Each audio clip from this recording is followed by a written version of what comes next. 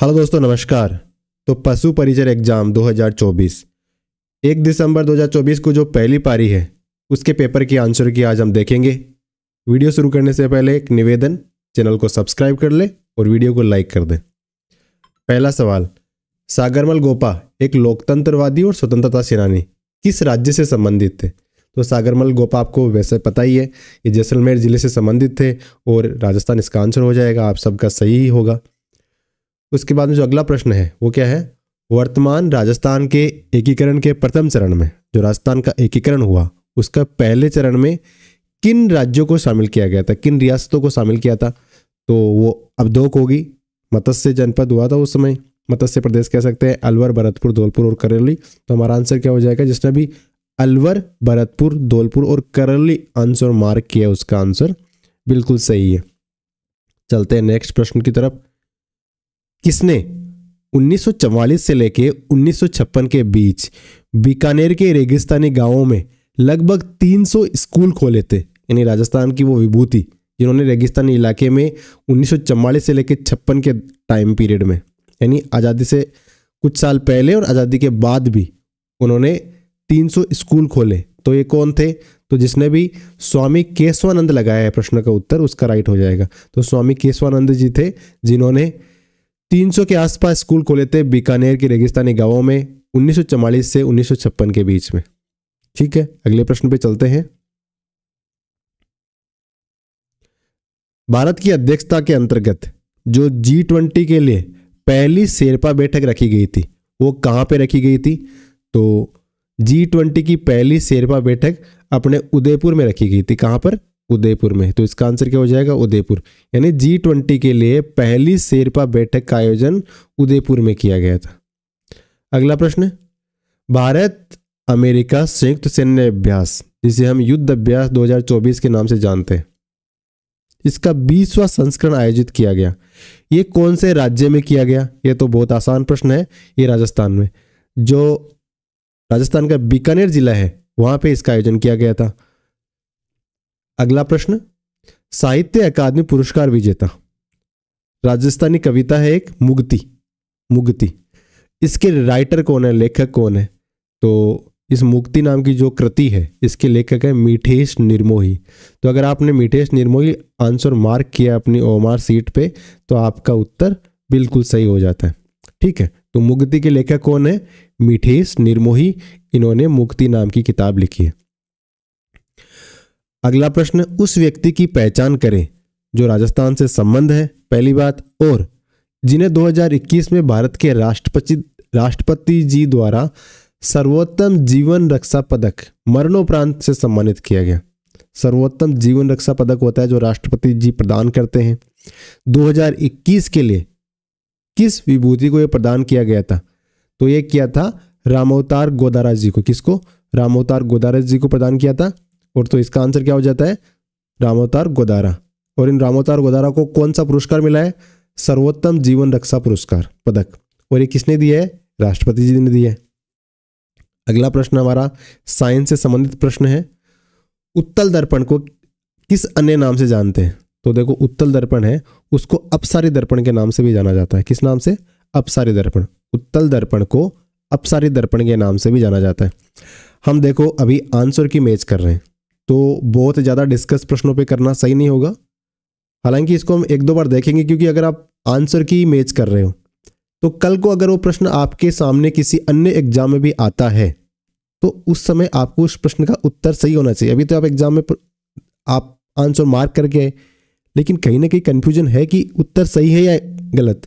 अब सही होना कंफर्म हो गया, इसका मतलब उस प्रश्न का एग्जैक्ट उत्तर आपके माइंड में फीड हो गया। अब आगे कभी भी वो प्रश्न आएगा तो आप उसे आसानी से सोल्व कर सकते हैं। अगला प्रश्न, वंशागति के नियम को देने वाले वैज्ञानिक का नाम बताएं। वंशागति का जो नियम है वो किसने दिया है? तो देखो, वंशागति का जो नियम है वो ग्रेगर मेंडल ने दिया है। इन्होंने किसके? मटर के पौधे का अध्ययन किया था। तो इसका आंसर क्या हो गया? वंशागति का जो नियम किसने दिया है? ग्रेगर मेंडल जी साहब ने दिया है। अगला प्रश्न, निम्नलिखित में से कौन सा वंशागति का नियम नहीं है? बाकी तो सारे वंशागति के नियम है, लेकिन कौन सा नहीं है? इसका मतलब क्या हो गया? स्वतंत्र अपव्यूहन का नियम वंशागति का नियम है, पृथक्करण का नियम भी वंशागति का नियम है और प्रभाविता का नियम भी वंशागति का नियम है, लेकिन जो एबिरेशन का नियम है ना, ये वंशागति का नियम नहीं है। इसका मतलब ऑप्शन ए हमारा आंसर हो जाता है। बाकी एक दो प्रश्न हो सकते हैं इधर उधर हो जाए, हमने कोशिश की है कि जिसकी आंसर की वो सही सटीक आपके सामने लेके आए, लेकिन बोर्ड भी पेपर बनाते हुए कंप्लीट पेपर सही नहीं बना सकता, तो अपन एक दो प्रश्न तो इधर उधर 19-20 हो सकते हैं, उसका कोई विशेष प्रभाव नहीं पड़ता है, क्योंकि आपका कोई प्रश्न हो सकता है कि वो पॉजिटिव साइड गया हो, तो कोई प्रश्न उसका नेगेटिव साइड भी जा सकता है, तो वो ओवरऑल बैलेंस हो जाता है। निम्नलिखित विकल्पों में से सर्वाधिक उपयुक्त विकल्प चुने किसके संदर्भ में? जुगाड़ के संबंध में। तो जुगाड़ तो आप जानते हो क्या होती है, जो पशु होते हैं हमारे वो जुगाली करते हैं ना बैठे बैठे, तो उसे जुगाल कहते हैं। तो जो ग्रामीण परिवेश से जुड़े हुए लोग हैं वो तो उन्होंने तो इससे रिलेट कर ही लिया है, तो सीधा सा आंसर क्या हो जाएगा?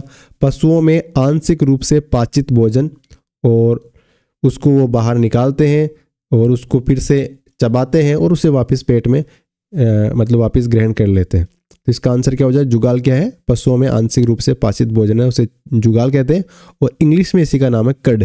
क्या है? कड। अगला प्रश्न, जो मछली है उसमें श्वसन अंग क्या है? मछली में श्वसन अंग क्या होता है?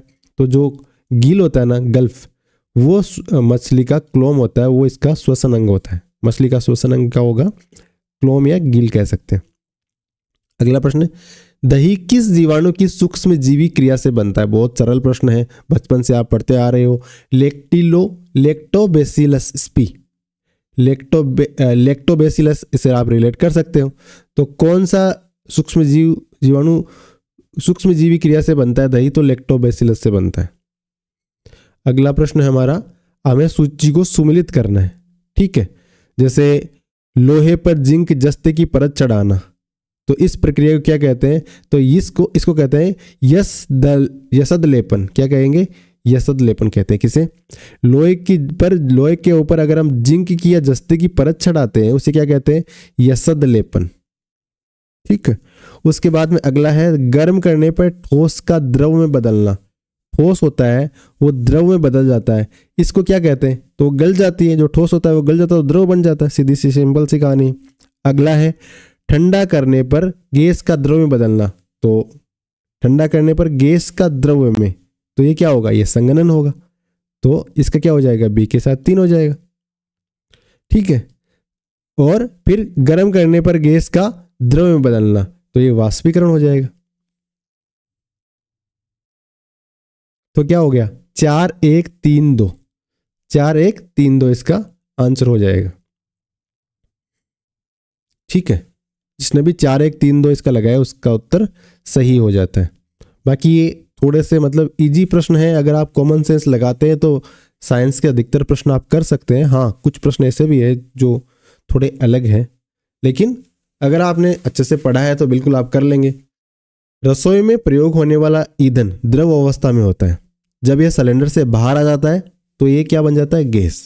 यानी सिलेंडर के अंदर है तो क्या है? द्रव्य, सिलेंडर से बाहर आके गैस। परिवर्तन ए, इसके बाद ये जलता है तो ये परिवर्तन बी। तो इसमें हमें बताना है, तो जो अंदर से पहले द्रव था बाहर आके गैस बन गया, ये तो क्या है? ये भौतिक क्रिया है।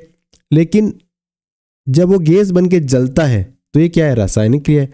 तो प्रक्रिया बी है ना, वो एक रासायनिक परिवर्तन है। मतलब इसके बाद जो जलता है, वो जलना क्या होता है? गैस का जो जलना होता है वो रासायनिक परिवर्तन है, लेकिन द्रव्य का जो गैस में बदलना वो क्या है? एक भौतिक परिवर्तन है। तो इसका आंसर ऑप्शन ए, प्रक्रिया बी, परिवर्तन बी कह सकते हैं, एक रासायनिक परिवर्तन है।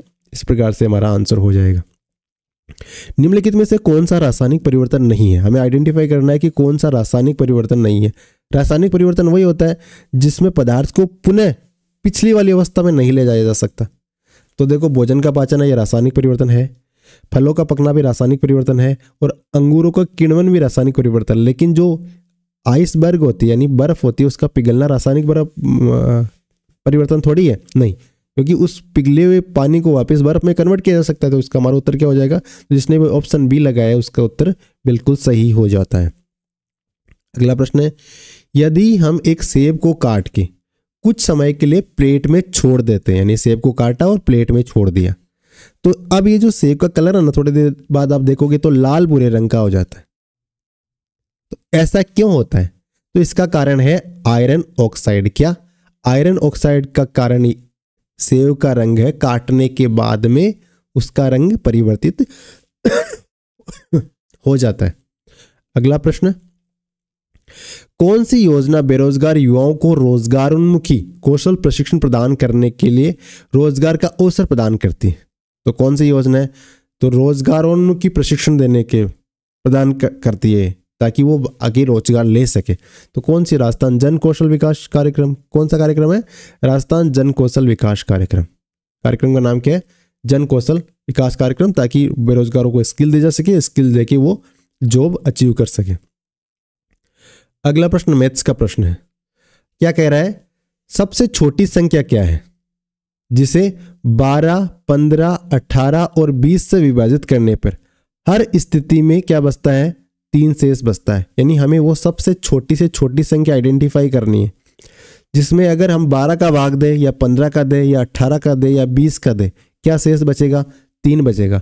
तो देखो, अगर महत्तम समापवर्त्य निकालते हैं हम LCF, तो उसमें क्या होता है? हम वो संख्या आइडेंटिफाई करते हैं सबसे छोटी संख्या जिसमें उन संख्याओं का भाग जाता है और कुछ भी शेष नहीं बचता। अगर हम इसका लघुत्तम समापवर्त्य निकाल के उसमें 3 जोड़ देंगे तो फिर 3 वो संख्या में अगर इनका भाग देंगे तो बाद में 3 शेष बचेगा कि नहीं बचेगा? बिल्कुल बचेगा। तो देखो 12, 15, 18 और 20, इनका अगर हम लहसा निकालते हैं, अगर इनका लहसा निकालेंगे तो क्या क्या बचेगा? देखो 12, 15, 18 और 20। तो देखो इसमें सबसे पहले हम 2 का भाग देंगे तो 6, 15, 9 और 10। ठीक है, इसके बाद में हम फिर से 2 का भाग देंगे तो क्या आएगा? 3, 15, 9 और 5। तो फिर उसके बाद हम किसका भाग देंगे? 3 का भाग देंगे तो 1, 5, 3 और 2। अब देखो ये तीनों किसी से कट नहीं रहे तो मल्टीप्लाई कर लेते हैं। 3 दूनी 6, 5, 30, 3 90 दूना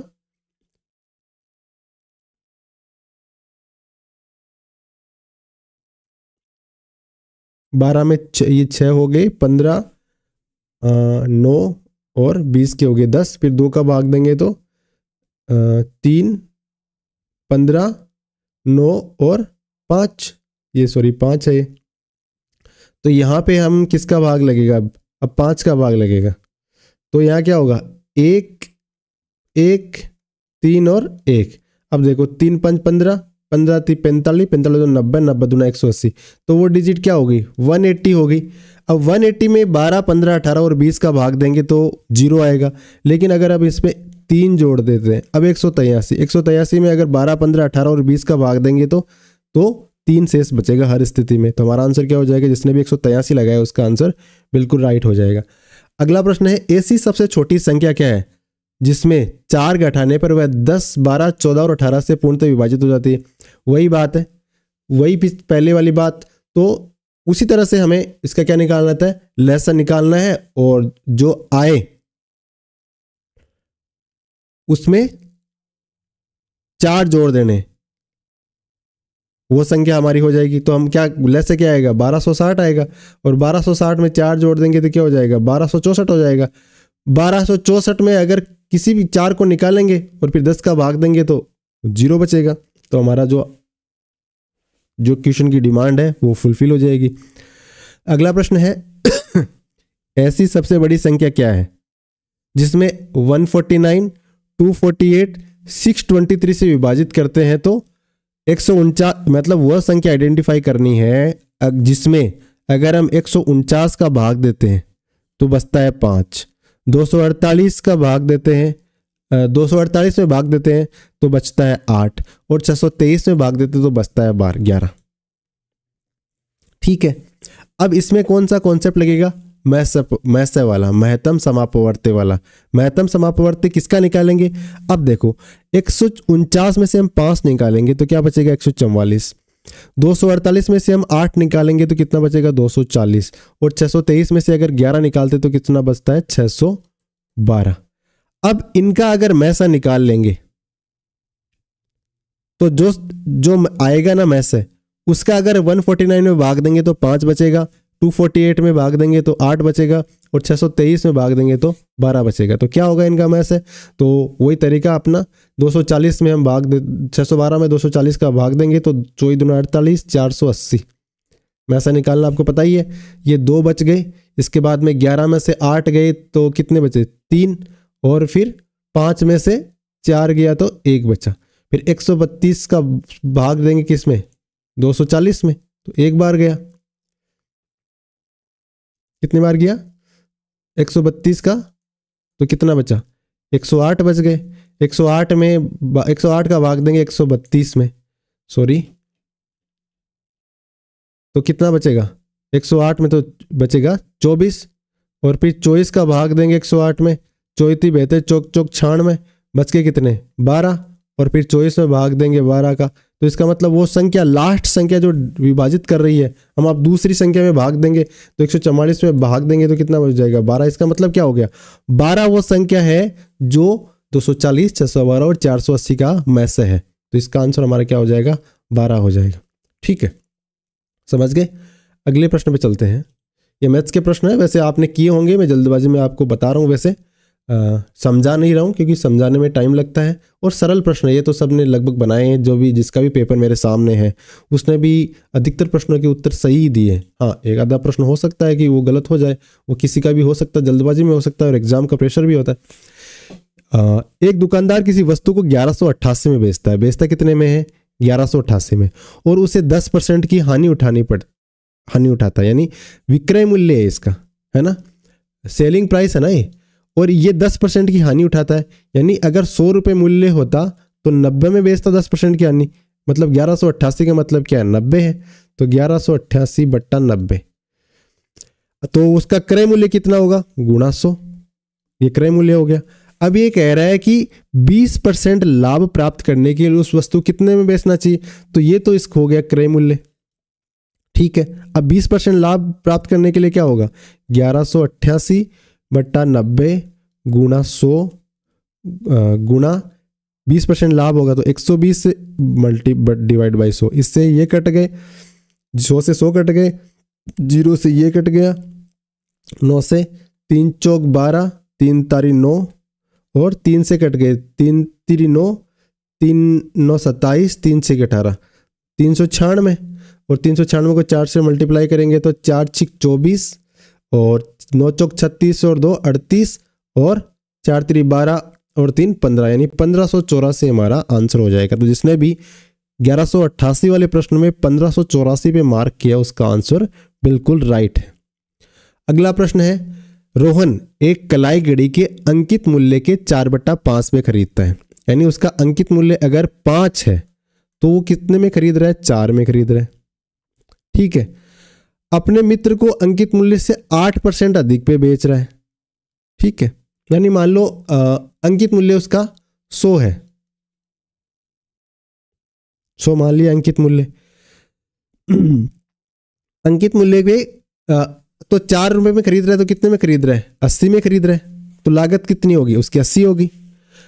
अब अंकित मूल्य से कितना अधिक बेच रहा है 8%, तो 100 रुपए अंकित मूल्य, तो 8% अधिक पे बेचेगा तो कितने में बेचेगा 108 में बेचेगा, तो उसका लाभ परसेंट कितना है, तो लगे कितने 80, और उसके जो सेल कितने की हुई 108 की, बचे कितने 28, और अब कह रहा है परसेंटेज कितना बचा, तो किस पे बचा 28 बचा 80 पे, तो परसेंटेज निकाल देंगे 28 बट्टा 80 गुणा 100, 0 से 0 कट गए, 4 से 4 दूनी 8 और ये हो गए 4 7 28, 7 2 से 10 कट गए 5 बार, तो 5 7 35, तो इसका आंसर क्या हो गया 35% जिसने भी लगाया उसका आंसर बिल्कुल सही है। यानी रोहन को अंकित मूल्य के 4/5 पे खरीदने और अंकित मूल्य से 8% अधिक पे बेचने पे जो लाभ होगा वो कितना होगा 35% का लाभ होगा। ठीक है, कोई रेज कर देते हैं ताकि आगे आने वाले जो प्रश्न है उसमें हम थोड़ा सा कैलकुलेट कर पाए।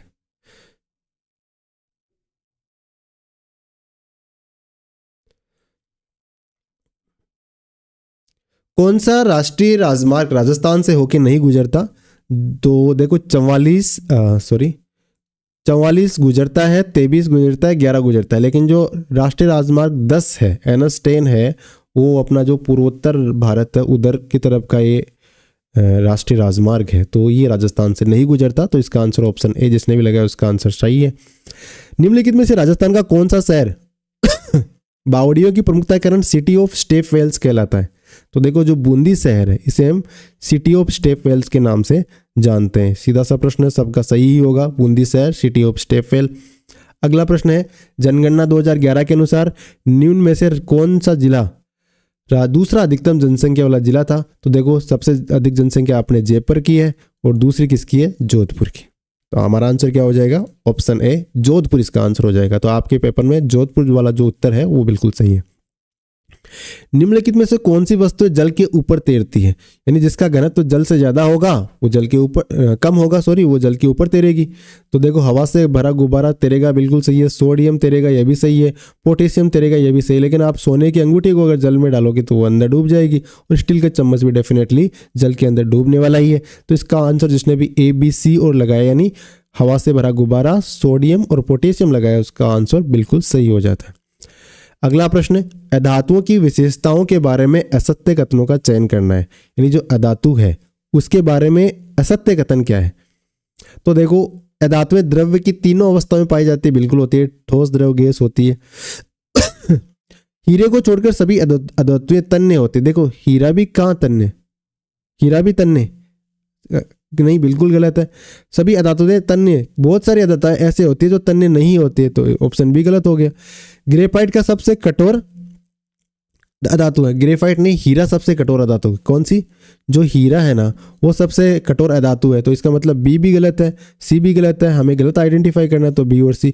ब्रोमीन एक द्रव्य अधातु है, बिल्कुल सही है, ब्रोमीन एक द्रव्य अधातु है। और आयोडीन एक चमकीला अधातु है, बिल्कुल आयोडीन है वो एक चमकीली अधातु है। तो इसका मतलब ए, डी और ई तो सही है और बी और सी गलत है। तो जिस आंसर हमें पूछा था गलत कौन से है, तो बी और सी, तो ऑप्शन बी में लिखे, तो बी और सी हमारे आंसर हो जाते हैं। अगला प्रश्न, खाने के डिब्बों पर जिंक के स्थान पर टिन की परत चढ़ी होती है। जो खाने के डब्बे होते हैं ना, उनमें जिंक की जगह टिन की परत चढ़ाई हुई होती है, ऐसा क्यों?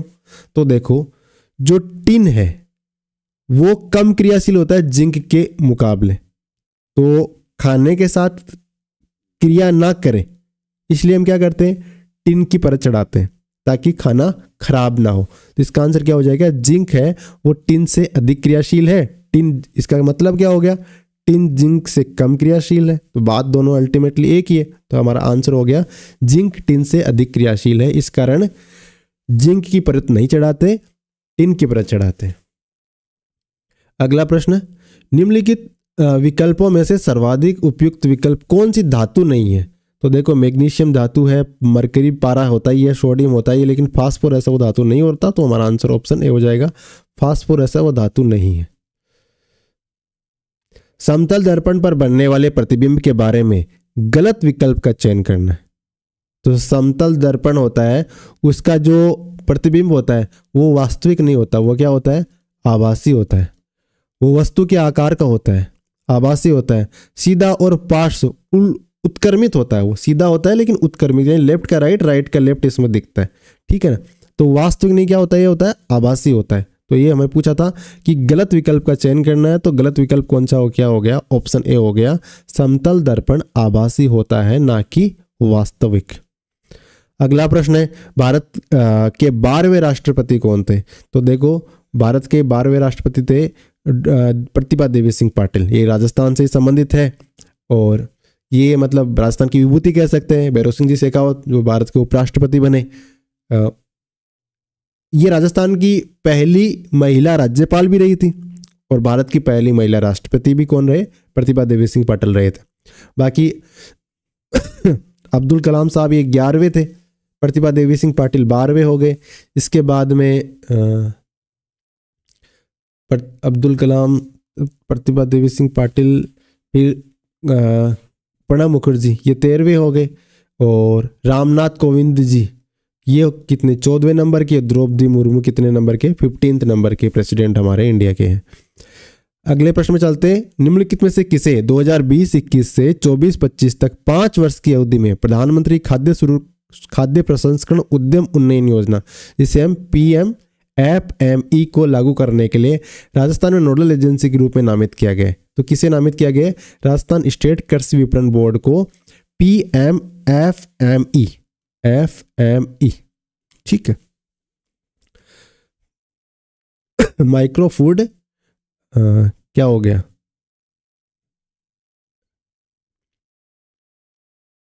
Enterprises, micro food processing enterprises के लिए 5 साल की अवधि के लिए नामित किया किसे? राजस्थान स्टेट कृषि विपणन बोर्ड को।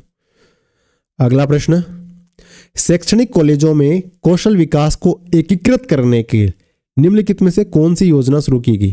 तो शैक्षणिक कॉलेजों में जो कौशल विकास को एकीकृत करने के लिए जो योजना बनाई उसका नाम है MMKVY, यानी मुख्यमंत्री कौशल विकास योजना। मुख्यमंत्री कौशल विकास योजना शैक्षणिक कॉलेजों में स्किल डेवलपमेंट को एकीकृत करने के लिए। ठीक है। अगला प्रश्न, एक जिला एक उत्पाद, 1 डिस्ट्रिक्ट 1 प्रोडक्ट राजस्थान के किस मंत्रालय के तहत आता है? तो ये उद्योग और वाणिज्य विभाग है ना, उद्योग और वाणिज्य मंत्रालय कह सकते हैं, इसके अंतर्गत आता है। तो इसका आंसर ऑप्शन सी हो जाएगा, 1 डिस्ट्रिक्ट 1 प्रोडक्ट, ये वाणिज्य और उद्योग मंत्रालय के तहत आता है। अगला प्रश्न है हमारे कुछ वृक्ष लकड़ी के नाम दे रखे हैं और उनकी क्या उपयोगिता है, इसे हमें अरेंज करना है। जो सागवान के वन है ना, इसका क्या काम आते हैं? तो सागवान के वन कठोर होते हैं, काफ़ी उपयोगी होते हैं, तो कृषि के औजार बनाने के सागवान के वन काम आते हैं। फिर सालर के वन क्या काम आते हैं? सालर के वन जो पैकेजिंग वाले डब्बे होते हैं उनको, तो 2B के साथ 4 हो गया। 2 के वन क्या काम आते हैं? 2 के वन है जलाकर लकड़ी, जलाने की लकड़ी के काम आते हैं। और 7 घास, पता ही है, पशु का चारा होता है। तो जिसने भी 3, 4, 1 और 2 लगाया है उसका आंसर सही हो जाता है। तो 3, 4, 1 और 2, तो इसका हमारा आंसर क्या हो जाएगा? 3, 4, 1, 2। ठीक है, सरल प्रश्न है, आसानी से आप बना सकते थे। कौन सा राष्ट्रीय उद्यान अभ्यारण्य राजस्थान में जीवाश्मों के संरक्षण के लिए प्रसिद्ध है? तो अकलवुड फॉसिल पार्क, जिसका दूसरा नाम क्या है?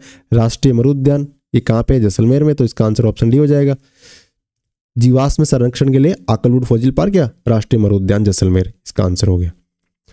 अगला प्रश्न है, भाखड़ा नांगल परियोजना किसका संयुक्त उद्यम है? तो देखो, पंजाब, हरियाणा और राजस्थान का संयुक्त उद्यम है भाखड़ा नांगल परियोजना। किसका?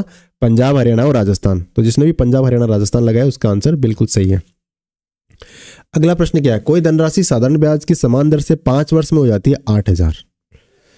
कोई धनराशि है 5 साल में होगी 8,000 मिश्र धन, और 8 वर्ष में हो जाती है 9800।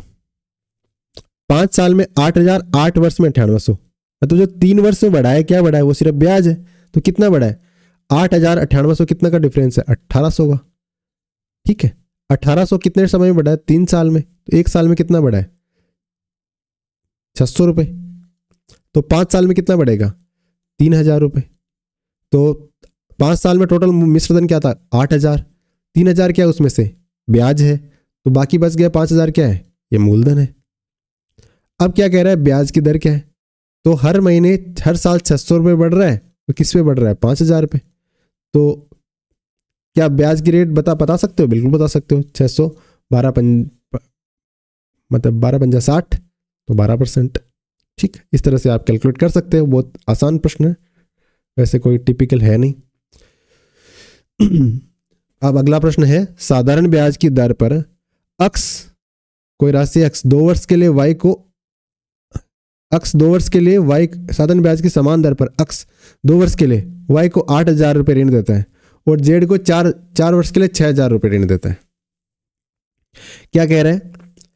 2 वर्ष के लिए x नाम का बंदा है, 2 साल के लिए y को देता है 8,000 रुपये। 8,000 रुपये देता है 2 साल के लिए, और जेड को 4 साल के लिए 6,000 देता है। तो 6,000 देता है 4 साल के लिए। तो ब्याज की वार्षिक दर क्या है? कुल उसको ब्याज प्राप्त होता है 2,400। अब चाहे 8,000 रुपये 2 साल दे दो, चाहे 16,000 रुपये 1 साल दे दो, ब्याज बराबर मिलेगा। सही है। चाहे 6,000 रुपये 4 साल दे दो, चाहे 24,000 रुपये 1 साल दे दो, ब्याज बराबर मिलेगा। बिल्कुल सही है। तो टोटल उसका कितना हो गया धन, अगर एक ही साल के लिए देता वो, तो 24 और 16 कितना हो गया, 40,000 हो गए। 40,000 रुपये वो एक साल में, एक साल के लिए 40,000 रुपये उसने दिए, और उसको टोटल ब्याज कितना मिला, 2400 रुपये। अब रेट ऑफ इंटरेस्ट बतानी है, निकाल दो कितना परसेंट, 2400 40,000 कितना परसेंट होता है। ये 2 जीरो से 2 जीरो कट गए, 100 तो ये 4 जीरो कट गए, और 4 का 24 से 4 6 24, तो हमारा आंसर क्या हो गया, 6%। सिंपल है ना, इस तरह से अपन निकाल सकते हैं। अगला प्रश्न है, किसी धनराशि पर जो साधारण ब्याज उसकी मूल राशि के 1/9 है, ब्याज की वार्षिक दर वर्षों की संख्या के बराबर है। ब्याज की वार्षिक दर क्या है, यानी साधारण ब्याज उसकी मूल राशि के 1/9 है, तो ब्याज तो है 1, मूल राशि है 9, ठीक है।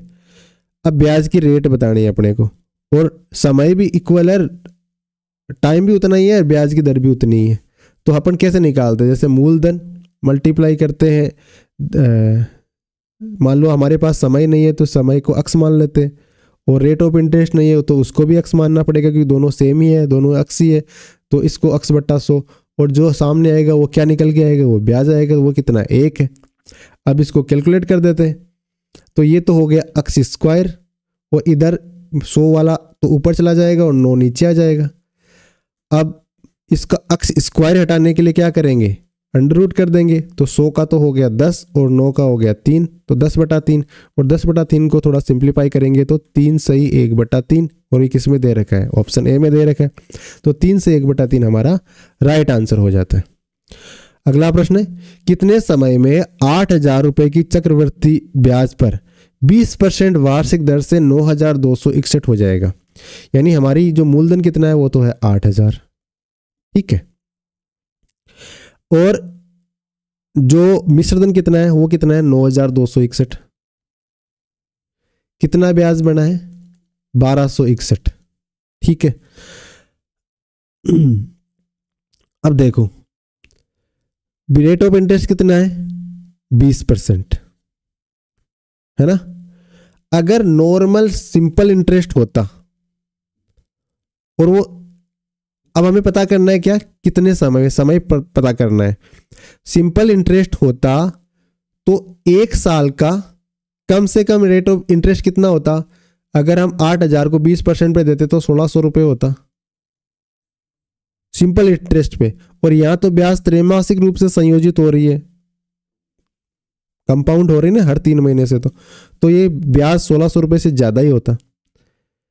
अब यहां पे हमारे पास जो ऑप्शन है, हमारे पास ब्याज कितना मिल रहा है, ओनली 1,261, जबकि कम से कम अगर सिंपल इंटरेस्ट पे देते तो 1,600 रुपये हमें कम से कम मिलते। तो इसका मतलब क्या हो गया, वो राशि 1 वर्ष से कम समय के लिए रही है। अगर हम विकल्पों पे गौर करेंगे तो ये 3 वर्ष है, ये 1 वर्ष या 1.5 वर्ष है, तो हमारा उत्तर क्या होना है, निश्चित रूप से 9 माह होना है, कि 1,261 तो 9 माह में हो जाएंगे गेन। इस प्रकार से इसका आंसर हम निकाल सकते हैं कि ये ऑप्शन क्या है, ऑप्शन सी राइट है, ज्यादा कैलकुलेट करने की जरूरत ही नहीं है। तो जिसने भी 9 मंथ इसका आंसर लगाया और उसका बिल्कुल सही है। एक तार वाला वाद्य यंत्र जो विभिन्न प्रकार की धुनें और राग उत्पन्न कर सकता है क्या कहलाता है, तो देखो खड़ताल तो वैसे तार वाला सिस्टम है ही नहीं, पुंगी में फूंक देने वाला सिस्टम है, रावण हत्ता में तार होते हैं, 7-8 तार होते हैं, सही 7 तार होते हैं, तो एक तारा ही बचता है, तो हमारा आंसर क्या हो गया, एक तार वाला वाद्य यंत्र एक तारा। अगला प्रश्न है, भरतपुर के गंगा मंदिर का निर्माण महाराजा बलवंत सिंह जी द्वारा 1845 में शुरू किया गया। तो भरतपुर के गंगा मंदिर का निर्माण किसने शुरू किया, महाराजा बलवंत सिंह ने। कब, 1845 में। और इसका निर्माण काफी सालों तक चलता रहा। तो कितने सालों तक जारी रहा था, तो ये 90 वर्षों तक चला था। यानी अगर इसको कैलकुलेट करें तो 1845 में बनना शुरू हुआ, 90 वर्ष तक चला।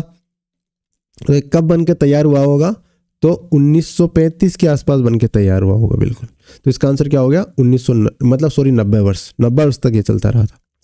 अगला प्रश्न है, राजस्थान में विवाह के अवसर पर पुरुष किस प्रकार की पगड़ी पहनते हैं। तो राजस्थान में विवाह के अवसर पर जो पुरुष पगड़ी पहनते हैं उस पगड़ी को कहते हैं मोथड़ा। क्या कहते हैं, मोथड़ा। क्या कहते हैं, मोथड़ा जो पगड़ी होती है उसे विवाह के अवसर पर पहनते हैं पुरुष लोग। निम्नलिखित विकल्पों में से सर्वाधिक उपयुक्त विकल्प का चयन करना है मारेक रोग के संबंध में। मारेक रोग एक सामान्य रोग है किसका? तो जो चिकन जो होते हैं ना, चिकन यानी मुर्गी, उसका रोग है, कुक्कुट का रोग है, पोल्ट्री से संबंधित है ये। तो मारेक रोग कुक्कुट से संबंधित। तो जिसने भी कुक्कुट आंसर किया है उसका आंसर राइट हो जाएगा। इस प्रश्न ये पेपर जिसका भी उसने मछली लगाया तो ये गलत है, सही नहीं है। निम्नलिखित विकल्पों में से सर्वाधिक उपयुक्त उत्तर चुने बुग्याल के संदर्भ में। किसके संदर्भ में? बुग्याल। तो बुग्याल क्या है? तो ये जो कुमाऊं क्षेत्र है ना, कुमाऊं यानी उत्तराखंड वाला एरिया, वहां पे जो शुष्क वन होते हैं उनको क्या कहते हैं? बुग्याल कहते हैं। क्या कहते हैं? तो कुमाऊं क्षेत्र के शुष्क वनों को बुग्याल कहा जाता है। कुमाऊं क्षेत्र के जो शुष्क वन है उनको क्या कहते हैं? बुग्याल कहते हैं। मारू रायका पशुचारकों का आशय उस रायका समूह से है जो क्या पालते हैं? तो मारू रायका है, ये राजस्थान में रायका जाति से संबंधित है। ये ऊंटों को पालते हैं, ऊंट पालक जाति है राजस्थान में मारू रायका। ठीक है, तो हमारा आंसर क्या होता? ऑप्शन डी हो जाएगा, ऊंटों को पालते हैं। अगला हमारा प्रश्न है, निम्नलिखित में से कौन सी दूध देने वाली गाय की विदेशी नस्ल है? तो देखो, लाल सिंधी, थार पारकर, ये तो दोनों हो गए इंडियन। बाकी जर्सी विदेशी है, ब्राउन स्विस विदेशी है और होलिस्टीन फ्राइसियन ये विदेशी है। जो भी ग्रामीण परिवेश से उनको इन गायों के बारे में बिल्कुल पता है। जर्सी के बारे में पता है, होलिस्टीन के बारे में पता है, ब्राउन स्विस के बारे में पता है। तो ऑप्शन बी, डी और ई हमारा आंसर हो जाता है। जिसने भी बी डी लगाया उसका, बी डी ई लगाया उसका आंसर बिल्कुल सही है। 2011 की जनगणना के अनुसार राजस्थान के किस जिले में सबसे कम लिंगानुपात? देखो, सबसे कम लिंगानुपात था धौलपुर में और सबसे अधिक कहाँ पे? डूंगरपुर में। ठीक है, तो आंसर क्या हो जाएगा? सबसे कम पूछा है तो हमारा उत्तर धौलपुर हो जाएगा। जिसने भी धौलपुर लगाया उसका आंसर बिल्कुल सत्य है। बाकी इस जो पेपर है इसकी पीडीएफ हमारे टेलीग्राम चैनल मुलान स्कूल पे डाल दी गई है, वहां जाके आप विजिट कर सकते हैं।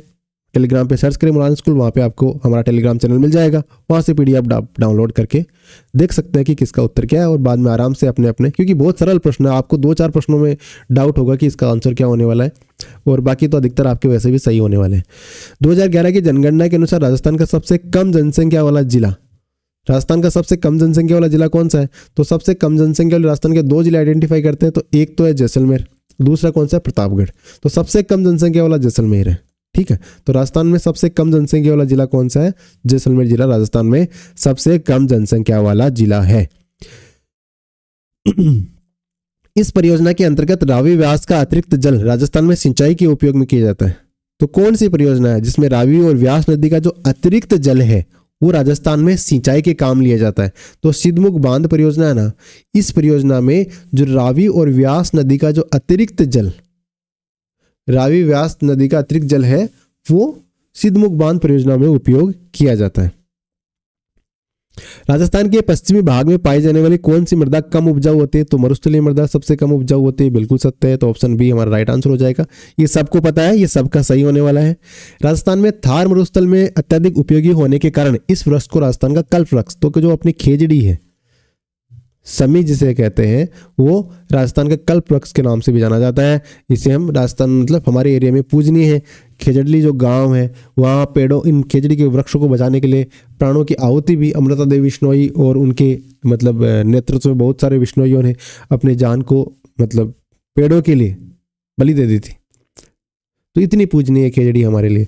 निम्नलिखित विकल्पों में से सर्वाधिक उपयुक्त विकल्प चुनना में राजस्थान में ग्रीष्म ऋतु में चलने वाली शुष्क, गर्म और धूल भरी हवाएं, तो लू कहते हैं उन्हें, है ना, जो पाकिस्तान तरफ से आती है।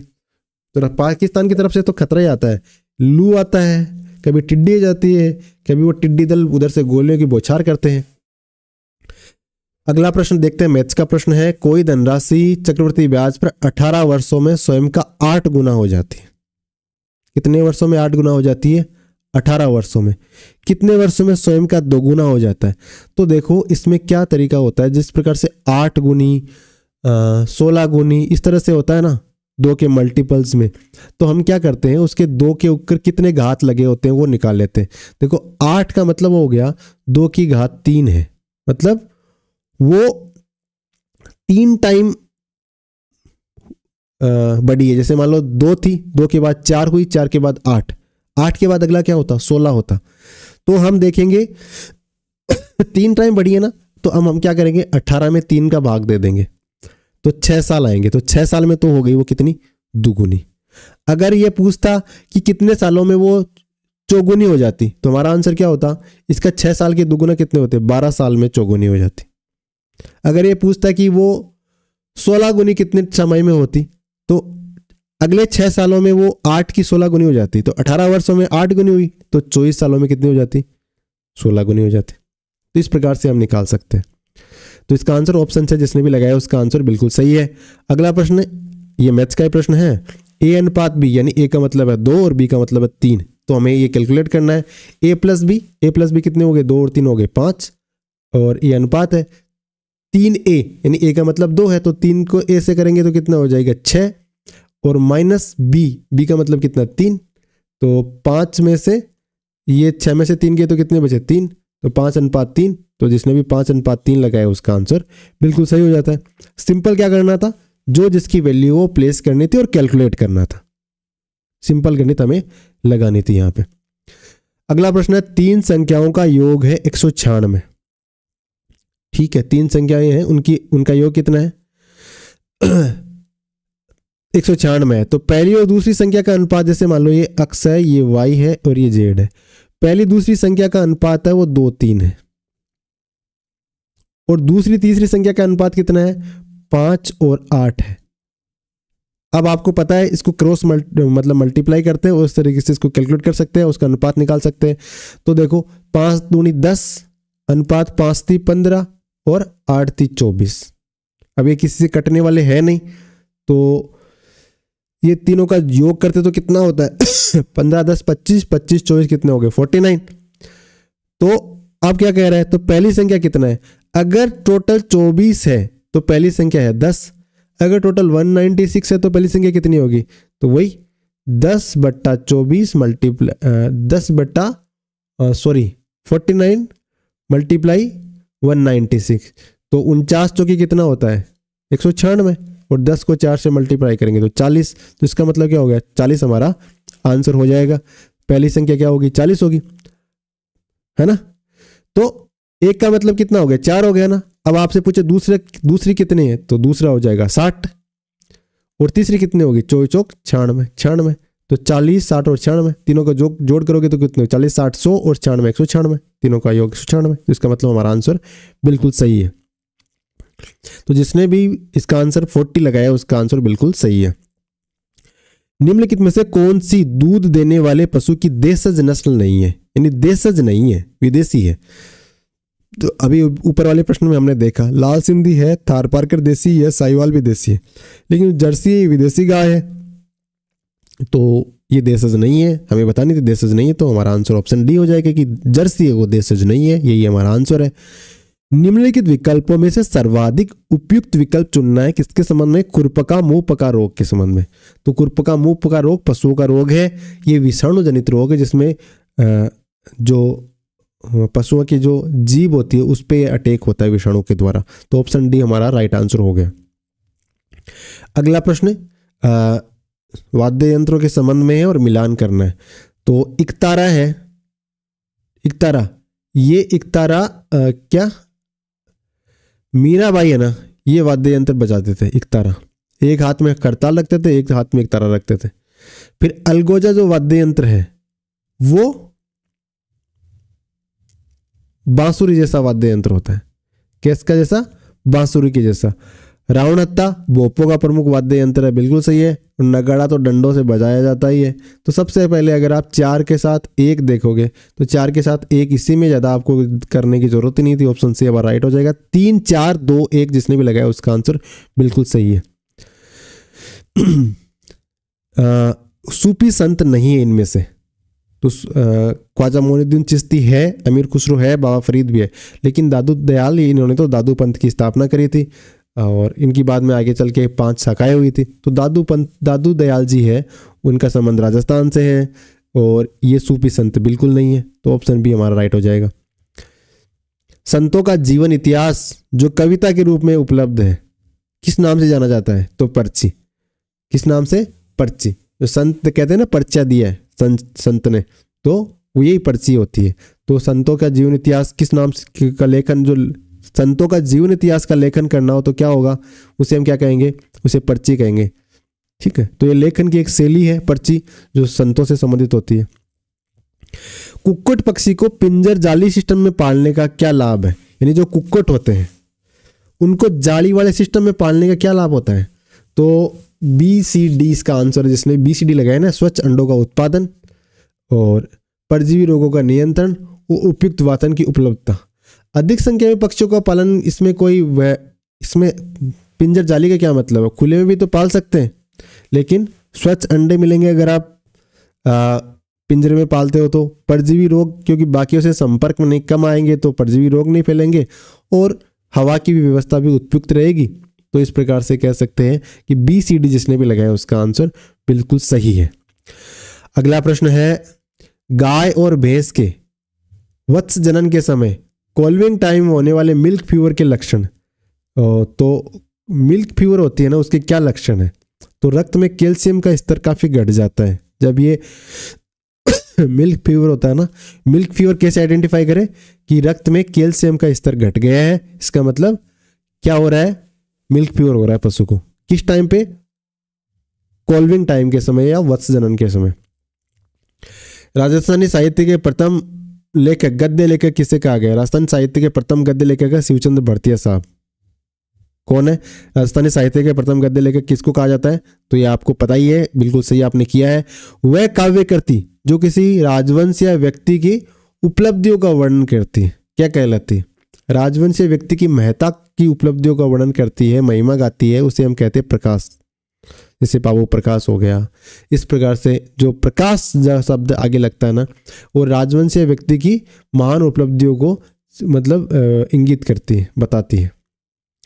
अगला प्रश्न चलते हैं, नीलगाय। नीलगाय क्या होता है, एक तरीके से हिरण जैसी तो होती है नीलगाय, तो नीलगाय एक हिरण की प्रजाति के समूह का एक जानवर है। और अगला प्रश्न, वन उन्मूलन हमारे लिए क्यों हानिकारक है, वन का उन्मूलन हो जाएगा तो मृदा अपरदन घटाता है, मृदा अपरदन को घटाता थोड़ी है, बढ़ाता है। वर्षा में वृद्धि थोड़ी करता है, वन उन्मूलन नहीं करता। मृदा की उर्वरक शक्ति को बढ़ाता नहीं, ये तो सारे पॉजिटिव फैक्टर हो गए। वन का उन्मूलन तो बहुत ही नेगेटिव थिंग है प्रकृति के लिए, ये मृदा अपरदन को बढ़ाएगा, वर्षा में कमी करेगा, मृदा की उर्वरक शक्ति को नेगेटिव करेगा। सॉरी। वह परिघटना जिसमें दर्पण द्वारा बने प्रतिबिंब में वस्तु का बायां भाग दाहिना और दाहिना भाग बायां दिखाई देता है, क्या कहलाता है, इसे हम पार्श्व परिवर्तन कहते हैं। क्या कहते हैं, पार्श्व परिवर्तन। तो आप एक काम करें, जो दर्पण वाला चैप्टर है उसको, जो भी जिन लोगों की एग्जाम है कल, तो वो थोड़ा अगर हो सके तो दर्पण वाले चैप्टर को देख ले, बाकी आपने पहले देखा होगा, और वहाँ पे एग्जाम में संतुलित होकर एकदम बिना हेडेक लिए अगर आप सोचोगे तो बहुत सारे प्रश्नों के, दर्पण वाले के भी आपके उत्तर सही बन जाएंगे। तो इसका आंसर पार्श्व परावर्तन होगा। अगला प्रश्न है, एक वस्तु को दर्पण के सामने रखा गया, ठीक है, दर्पण द्वारा बना प्रतिबिंब सीधा उस वस्तु के आकार के समान और दर्पण से उतनी ही दूरी पे बनता है जितना दर्पण के सामने वस्तु है, तो ये कैसा दर्पण है, तो ये विशेषताएं बताई है ना, ये समतल दर्पण की विशेषता बताइए। किसकी, कब प्रतिबिंब बनता है सीधा उस वस्तु के आकार के समान और दर्पण से उतनी दूरी पे, जितना दर्पण मतलब आगे से भी उतना ही लगेगा, वो दर्पण से पीछे अंदर उतना ही दिखेगा जितना वो दर्पण में है। तो इस प्रकार का दर्पण कौन सा, ये है समतल दर्पण। कौन सा दर्पण है, ये है समतल दर्पण। सॉरी। केला देवी मंदिर में कौन सा नृत्य किया जाता है, तो केला देवी जो मंदिर है उसमें लांगूर या नृत्य किया जाता है। अगला प्रश्न, कौन से नृत्य बैठी हुई मुद्रा में किया जाता है, तो जो 13 ताली नृत्य है ना, 13 ताली नृत्य ये बैठी हुई मुद्रा में किया जाता है। अगर आप 13 ताली नृत्य देखोगे, आप गूगल पे सर्च करोगे तो आप देखोगे कि उसमें जो महिला का चित्र उसको उस दृश्य को इंगित करेगा, तो वो बैठे हुए दिखाई देगा। तो बैठी हुई मुद्रा में किया जाने वाला नृत्य कौन सा है, 13 ताली नृत्य। चार बेत तो टोंक जिले से संबंधित है, इसमें कोई डाउट नहीं है। अगला प्रश्न है, भारत के परमाणु ऊर्जा संयंत्रों में से राजस्थान के स्थित संयंत्रों में निम्न में से किस प्रकार के परमाणु रिएक्टर हैं, तो राजस्थान में जो परमाणु रिएक्टर है वो क्या है, IPSWR 590, ये इसका आंसर है। तो जिसने भी ये 590 मार्क की है, उसका आंसर बिल्कुल सत्य है। ग्राम स्वराज अभियान किसके अंतर्गत चलाया गया? तो ग्राम स्वराज अभियान है वो सबका साथ सबका गांव सबका विकास की संकल्पना के साथ एक ग्राम स्वराज अभियान को चलाया गया। सबका साथ सबका गांव सबका विकास, ये संकल्पना ग्राम स्वराज अभियान में रखी गई। किस पशु उत्पाद में वसा का प्रतिशत सर्वाधिक होता है? तो अगर इसमें से कंपैरिजन करें तो शायद मछली होती है, उसमें सर्वाधिक वसा होती है। बाकी एक बार साइंस के स्टूडेंट है वो देख ले, थोड़ा सा उनको बेहतर पता होगा, लेकिन जहां तक मुझे लगता है मछली इसका राइट आंसर होना चाहिए। निम्नलिखित में से किस जंतु उत्पाद में प्रोटीन का प्रतिशत न्यूनतम होता है? तो अगर अंडा, मांस, मछली और गाय के दूध को कंपैरिजन करते हैं, बराबर मात्रा लेते हैं इन सब की, तो मुझे लगता है कि प्रोटीन गाय के दूध में इनमें न्यूनतम होगा। बाकी प्रोटीन गाय के दूध में होता है लेकिन कंपैरेटिव रूप से देखें तो इनके मुकाबले गाय के दूध में कम होगा। खेती फार्मिंग का वह तरीका है जिसमें फसल उत्पादन और पशुपालन आदि एक ही स्थान में किया जाता है। तो इस प्रकार की खेती क्या कहते हैं? मिश्रित खेती, यानी फसल तो उत्पादन करते ही हैं और साथ में पशुपालन भी करते हैं। राजस्थान में तो मोस्टली यही है। राजस्थान की इकोनॉमी में अगर हम कृषि क्षेत्र का योगदान देखें तो पशुपालन का योगदान फसल के योगदान से अधिक है। हालांकि दोनों इक्वल से हैं, कोई ज़्यादा डिफरेंस नहीं है, लेकिन फिर भी कुछ पॉइंट्स में पशुपालन का योगदान फसल के मुकाबले अधिक ही है। शब्द 6 कौन सी बोली पर गुजराती प्रभाव दर्शाता है? यानी इस बोली में 6 शब्द का प्रयोग किया जाता है और उसके आधार पर हम ये अनुमान लगाते हैं कि ये गुजराती का प्रभाव है। तो राजस्थान में जो ढूंढाड़ी बोली होती है जयपुर के आसपास, वहाँ पे 6 का उपयोग करते हैं। जैसे अगर शेखावटी वाले इलाके में है बोलते हैं ना, काई करे है, खटे जाए है, तो वहाँ पे क्या बोलेंगे? काई करे 6, सिज जाए 6 लगाएंगे वो, है ना। तो इससे हम क्या रिलेट करते हैं कि इस पे गुजराती का प्रभाव है। तो मोटा मोटी ये कह सकते हैं कि इस प्रश्न में ये पूछा है कि 6 शब्द किस मतलब भाषा में लगाया जाता है, किस बोली में लगाया जाता है, सॉरी। तो ढूंढाड़ी में 6 शब्द लगाया जाता है शब्द के है की रिप्लेसमेंट के तौर पे। राजस्थान के आदिवासी समाज का सबसे बड़ा मेला कौन सा है? तो बेणेश्वर मेला राजस्थान में आदिवासी समाज का सबसे बड़ा मेला है। जयपुर के निकट भावागढ़ बांद्या गांव में, भावागढ़ बांद्या गांव कहाँ पे? जयपुर में है। कौन सा मेला लगता है? तो यहाँ खलकाणी माता का मेला लगता है। ये गधों का मेला होता है, गर्दम मेला होता है। खलकाणी माता गर्दम मेला भावागढ़ बंद्या गांव में, कहाँ? जयपुर में। तो जिसने भी खलकाणी माता आंसर लगाया उसका बिल्कुल सत्य है। बाकी आप इस पेपर के जो आंसर की उसकी PDF हमारे जो टेलीग्राम चैनल है मुलान स्कूल, इस पे आप जाके ले सकते हैं। यूट्यूब पे आप मुलान स्कूल चैनल है, इसको सब्सक्राइब कर लें। और एक प्ले स्टोर पे जो ऐप है अपनी Mulan academy, MULANACADEMY, Mulan academy नाम से एप्लीकेशन है, वो प्ले स्टोर पे आपको मिलेगी। वहाँ पे आप मतलब आपके एग्जाम से संबंधित अगर कोर्स है तो आप ले सकते हैं। राजस्थान में अरावली क्षेत्र की विशेषताओं की पहचान कीजिए। तो अरावली पर्वत को आड़ावाला पर्वत कहते हैं, बिल्कुल सत्य है। अरावली पर्वत विश्व की प्राचीनतम पर्वत श्रृंखला मानी जाती है, बिल्कुल सत्य है। इसकी ऊंचाई दक्षिण पश्चिम से उत्तर पूर्व की ओर बढ़ती है। देखो अरावली की ऊंचाई दक्षिण पश्चिम में ज्यादा है और उत्तर पूर्व में कम है, तो ये कथन तो उल्टा हो गया, तो ये असत्य है। गुरु शिखर अरावली की सबसे ऊंची चोटी है, बिल्कुल सत्य, गुरु शिखर अरावली की सबसे ऊंची चोटी है। तो उत्तर सही कौन सा है? ABOD, जिसने भी लगाया है ABD, उसका आंसर बिल्कुल सत्य है, सही है। राजस्थान भारत के किस भाग में स्थित है? तो ये अपना मतलब प्यारा भारत और ये राजस्थान, तो ये कहाँ हो गया? एक तो उत्तरी भाग में हो गया और पश्चिम भाग में हो गया, उत्तर पश्चिम में हो गया, तो उत्तर ऑप्शन सी हो गया। अगला प्रश्न हमारे मैथ्स का प्रश्न है, किसी वस्तु का क्रय मूल्य उसके विक्रय मूल्य का 4/5 है, यानी विक्रय मूल्य तो हो गया 5, क्रय मूल्य हो गया 4, ठीक है। तो उसका लाभ प्रतिशत कितना है? तो लाभ कितना हुआ? 1, और लाभ होता है किस पे? क्रय मूल्य पे, बटा 4 मल्टीप्लाई 100, तो लाभ परसेंट कितना हो गया? 25%। अब जो पेपर वाले ने उसने थोड़ी जल्दबाजी में गलती कर दी और 20% लगा दिया। तो ये जिसका भी पेपर है उसने छोटी सी गलती यहाँ पे कर दी जल्दबाजी में। बाकी इसकी मैथ्स बहुत स्ट्रॉन्ग है, मैंने महसूस किया है। और तो इसका आंसर ऑप्शन सी, जिसने भी लगाया 25%, वो उसका बिल्कुल सत्य है। अगला है कि कुछ क्रमिक बट्टे दे रखे हैं और आपसे कह रखा है कि अगर ये अलग अलग बट्टे ना देखे एक ही बट्टा दे तो कितना % देना चाहिए। तो देखो इसका निकालने का वही तरीका सिंपल, 100 मल्टीप्लाई 75/100 कर लो, चाहे 3/4 कर दो, 20/100 कर दो, चाहे 4/5 कर दो, और 15/100 कर दो, चाहे 17/20 कर दो। अब इसको कैलकुलेट करते हैं तो कितना आता है, 5 चौक 20, ये 0 से तो 0 कट गया, और ये 2 से 2 कट गया।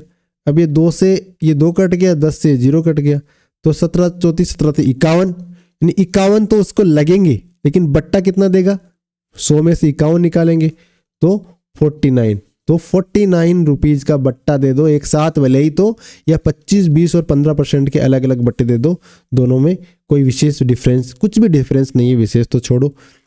अगला प्रश्न है, किसी वस्तु के अंकित मूल्य पर 28% बट्टे के साथ बेचने पर दुकानदार 20% लाभ अर्जित करता है। यानी मान लो, इस प्रश्न को इस प्रकार देखते हैं, एक बार ये थोड़ा सा सफाई कर लेते हैं यहाँ से, ताकि हम जो ये प्रश्न है इसको कैलकुलेट कर पाए, ताकि हमारे आंसर पे पहुंचने में थोड़ी सुविधा हो जाए। मान लो उसकी कॉस्ट है 100 रुपए, कितनी है, 100 रुपए उसकी कॉस्ट है। अब वो कह रहा है कि 20% लाभ अर्जित करता है, तो मतलब बेचता कितने पे है उसको, ये 120 पे बेचेगा, तभी 20% लाभ होगा। कब, वो 28% बट्टा देने के बाद, यानी 28% कम करके, यानी अगर किसी चीज का अंकित मूल्य 100 है, 28 कम करेंगे तो क्या मतलब कितने में बेचेगा, 72 में बेचेगा, है ना। तो 72 का मतलब कितना है, 120, तो 100 का मतलब कितना होगा, मल्टीप्लाई 100, तो ये हो जाएगा 72 से काटोगे तो 12 सिकाणी 72, 6। अब देखो, अब 6 से अब इसमें डिवाइड करो तो कितना होगा, 6 एकम 6, 6 6 36, 6 6 36 और 4/6, तो 166 से 4/6, तो 4/6 से कह दो, चाहे 2/3 कह दो, एक ही बात है। तो 166 से 2/3। अब कॉस्ट कितनी है 100, विक्रय मूल्य 166 से 2/3, तो लाभ कितना हो गया 66 से 2/3, और ये 100 पे ही है तो परसेंटेज है, कोई दिक्कत नहीं है, तो 66 से 2/3 हमारा आंसर हो जाएगा। अगला प्रश्न है, पेट्रोल का मूल्य 20% बढ़ जाता है। तो देखो, पहले मान लो 100 लीटर पेट्रोल लेता था और 100 रुपए के हिसाब से आता था। अब क्या हो गया, रेट बढ़ गई 120। अब वो कितना पेट्रोल कम करे कि उतना ही कॉस्ट लगे, तो ये फॉर्मूला होता है, आपको पता है। तो अब इसको 100 मल्टीप्लाई 100/120 करेंगे, तो ये हो गए, कट गए, तो ये 0 से 0 कट गया, और ये 1000 में 12 का भाग देना है हमें, तो 12 × 96, 4 बच के, 12 × 36, 4 बच के, और 4/12, मतलब 83 4/12। अब इसको 100 में से निकाल देंगे तो कितने बच जाएंगे, 16 सही 2/3 बच जाएंगी, तो हमारा आंसर क्या हो जाएगा, 16 सही 2/3। तो इस प्रकार से इसको कैलकुलेट करते हैं। तो जिसने भी 16 सही 2/3 लगाया उसका आंसर बिल्कुल सही है। जयपुर मेट्रो रेल परियोजना का पहला चरण 1A शुरू हुआ था, कहां से कहां तक, 1A, देखो 1B और 1A। 1A तो चला था मानसरोवर से चांदपोल, और 1B कहां से कहां तक चला, चांदपोल से बड़ी चौपड़। तो हमारा हमसे पूछा 1A, तो हमारा आंसर मानसरोवर से चांदपोल, जिसने भी लगाया उसका सही है। अगला प्रश्न है, राजस्थान में रत्न आभूषण के लिए एक विशेष आर्थिक क्षेत्र स्थापित किया गया, कहां पे, तो ये सीतापुरा जयपुर में स्थापित किया गया था। कहां पे, सीतापुरा जयपुर में, लेकिन ऑप्शन में सीतापुरा जयपुर है नहीं। जेम्स एंड ज्वेलरी के लिए special economic zone Sitapura Jaipur होगा। हो सकता है प्रिंटिंग मिस्टेक हो, लेकिन क्योंकि इंग्लिश में भी ये जोधपुर ही दे रखा है, कहीं जयपुर का उल्लेख नहीं रखा है, तो ये शायद डिलीट होगा, या फिर कुछ जो भी बोर्ड डिसाइड करेगा आगे, हो सकता है कुछ ऐसा अलग से ही, अगर कहीं घोषणा सरकार ने अभी लेटेस्ट में करी हो जो हमें हमारे जानकारी में नहीं आए, तो अलग बात है। बाकी देखते हो फाइनल आंसर की में इसको थोड़ा सा डाउटफुल मान सकते हैं लेकिन अगर आपने ऑप्शन ए लगाया तो उसका आंसर आप सही मान सकते हैं। पेनिसिलिन का आविष्कार किसने किया था, तो अलेक्जेंडर फ्लेमिंग साहब, इन्होंने पेनिसिलिन का आविष्कार किया। पेनिसिलिन का आविष्कार अलेक्जेंडर फ्लेमिंग ने किया। किसने किया, अलेक्जेंडर फ्लेमिंग ने। भारतीय ओलंपिक संघ की प्रथम महिला अध्यक्ष कौन है, थोड़ी सी गले में दिक्कत है, आप समझ सकते हैं। बाकी अगर शब्दों के प्रोनाउंसिएशन किसी प्रकार की अगर समझ में नहीं आ रहा तो उसके लिए क्षमा प्रार्थी हैं। ओलंपिक संघ की प्रथम महिला अध्यक्ष तो प्रथम महिला अध्यक्ष बनी थी ओलंपिक संघ की पीटी उषा। कौन बनी थी? पीटी उषा। इसका आंसर जिसने भी पीटी उषा लगाया उसका बिल्कुल सही है। अगला प्रश्न है, खेलकूद में द्रोणाचार्य पुरस्कार दिया जाता है। तो द्रोणाचार्य पुरस्कार है वो प्रख्यात प्रशिक्षकों के जो वो होते हैं ना, कोच को दिया जाता है द्रोणाचार्य पुरस्कार। इसमें 2 श्रेणी होती है, एक तो लाइफ टाइम अचीवमेंट, एक होती है रेगुलर श्रेणी। लाइफ टाइम अचीवमेंट में 15 लाख रुपए दिए जाते हैं और रेगुलर श्रेणी में 10 लाख रुपए दिए जाते हैं। बाकी द्रोणाचार्य पुरस्कार दिया किसको जाता है? जो प्रशिक्षक होते हैं, जो कोच होते हैं, उनको दिया जाता है। उच्छ्वसन के दौरान पढ़ लिया। उच्छ्वसन क्या होता है? देखो, उच्छ्वसन मतलब श्वसन की एक प्रक्रिया है जिसमें जैसे हम कहते हैं ना इनहेल और एक्सेल। तो इनहेल का मतलब सांस को अंदर लेना और एक्सेल का मतलब सांस को बाहर निकालना। तो उच्छ्वसन मतलब एक्सेल। तो इसमें क्या होता है, पसलियां है ना वो नीचे की ओर गति करती है और अंदर की ओर गति करती है। जिसने भी नीचे और अंदर की ओर गति करती लगाया उसका आंसर बिल्कुल सही है। मानव में आहार नाल का सबसे लंबा भाग कौन सा होता है? तो नाम भले ही छोटी आंत हो लेकिन आहार नाल का यह सबसे बड़ा भाग है। तो ऑप्शन बी इसका राइट हो जाता है। अगला प्रश्न, सर्वाधिक उपयुक्त विकल्प रेबीज के लिए उत्तरदायी सूक्ष्म जीव कौन सा है? तो ये विषाणु होता है।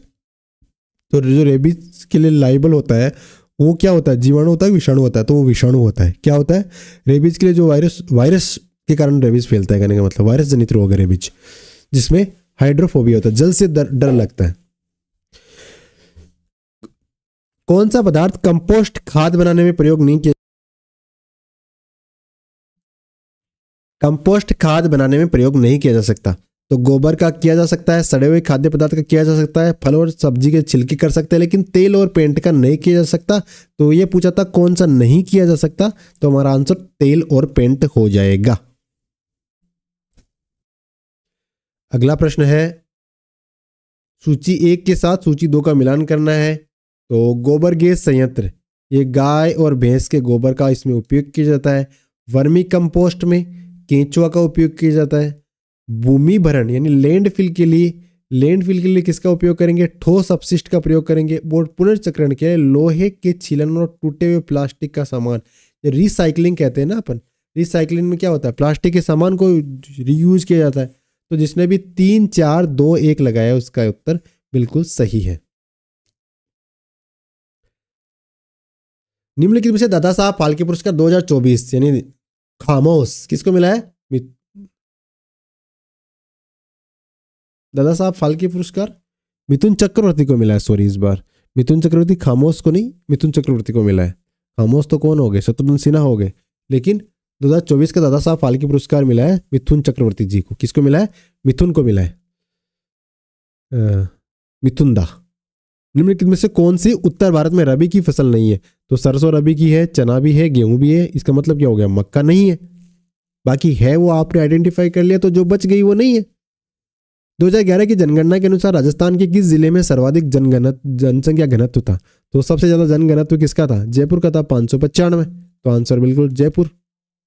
अगला प्रश्न है, 2001 से 11 की दशक में राजस्थान के किस जिले की जनसंख्या वृद्धि दर सर्वाधिक रही थी? तो बाड़मेर की जनसंख्या वृद्धि दर थी वो सर्वाधिक थी, 32.5% की दर से ये बढ़ा था।